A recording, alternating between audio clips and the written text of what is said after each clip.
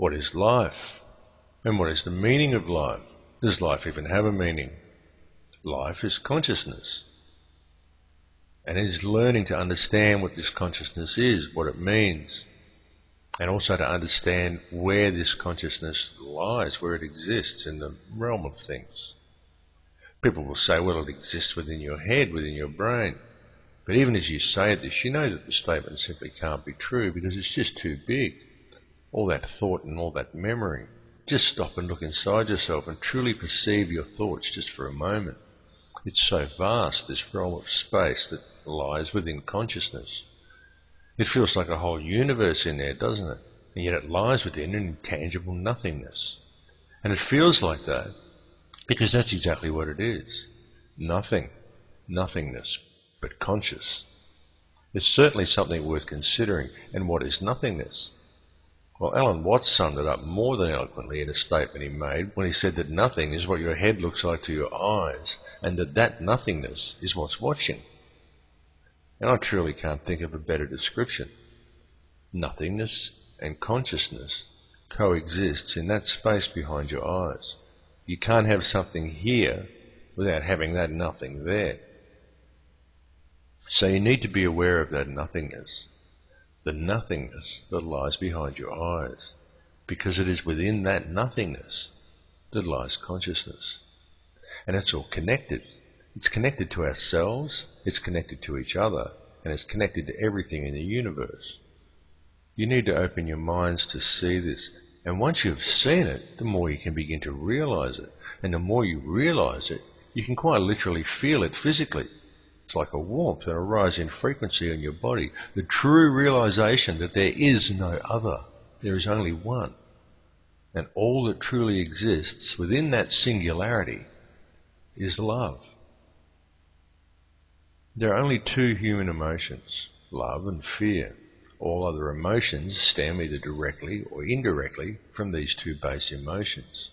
But fear is an illusion created by this reality. Because all that truly exists within the singularity is love. That's all there is, and love is all there can possibly be, because there is only one. There is only the singularity. So how can there be any other emotion at all? Indeed, how can there even be any concept of emotion? Within the singularity there exists only the singularity, and the singularity is love. There is nothing else, and this love is not perceived as emotion. It just is. There is only love. It's being aware of this singularity that allows true understanding to occur. And people ask, well, what can I do to help myself become more aware of this singularity? And the answer is to live in love yourself. Now when I say live in love, again, I'm not talking about the television version of love. I'm not saying that we all put flowers in our hair and sit around singing songs. I'm talking about real love, true empathy, and real understanding for all. And so what is love, and how does one live in love and understanding of all others? Well, here's the trick, you see. You do it by being aware of the singularity of which we're all part of course. Now that may sound like I'm talking in circles and I just returned to the beginning, but I didn't, because you see, real love lies in the true understanding that there is no other. There is only the singularity. When you can truly understand that, and when you can fully realize that when you look at another person, you are not seeing another person. You are seeing another image of yourself, another manifestation of the singularity. Then you can truly understand what actual love is. Because real love comes from the true understanding that we are each other. We share a single consciousness. The divisions that supposedly exist between us are an illusion. How can you not love another person? That person is you.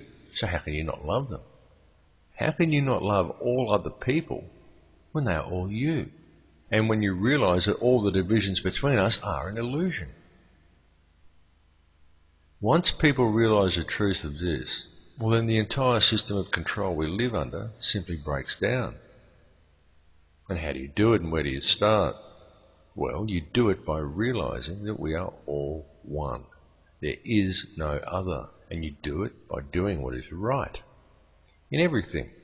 Rather than doing what is right for yourself personally, or what is right for the company, or what is appropriate for the occasion, or even what the law requires, you just do what is right. all the time, in everything.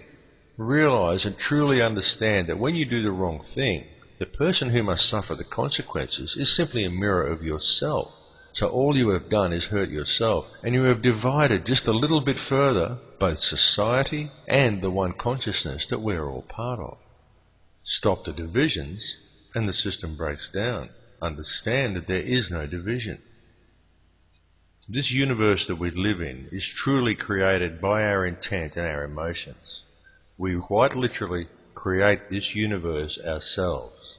And if anyone has a doubt that the universe is holographic in nature, you've just got to look to quantum physics. If you want to see a physicist run from the room in horror, just ask them about the measurement problem.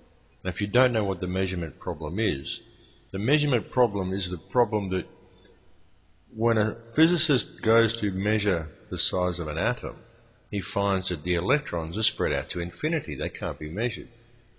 And it isn't until he actually goes to measure the atom, the physical act of him measuring the atom, causes these electrons to coalesce and form the atom.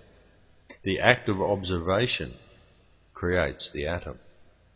Now this is physical proof that we create the universe simply by observing it.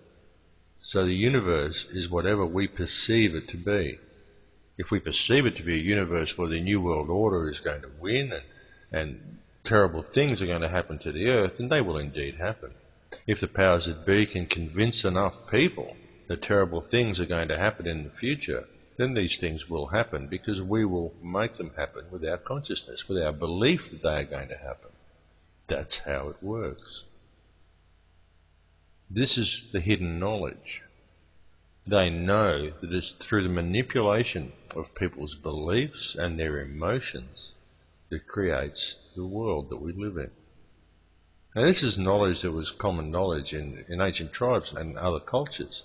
This is why there was so much effort put into wiping out all these ancient cultures. And it was very important for them to remove this information from the human consciousness at this particular time as we're approaching the galactic ecliptic, because this is the time of great enlightenment. This is the time of the end of the cycle.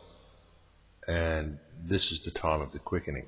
And what the quickening is all about more than anything is to distract the collective mind of man from the approach of the end of this cycle. Because the more people who approach this cycle in love, the more people who live in love now, the more the overall consciousness of man ascends.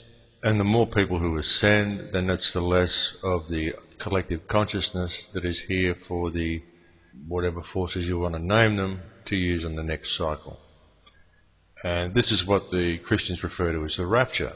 But it has nothing to do with Christianity. What it has to do with is the cycles of the planet. The rotational mechanism of our solar system is what it has to do with. Because this is how the universe works.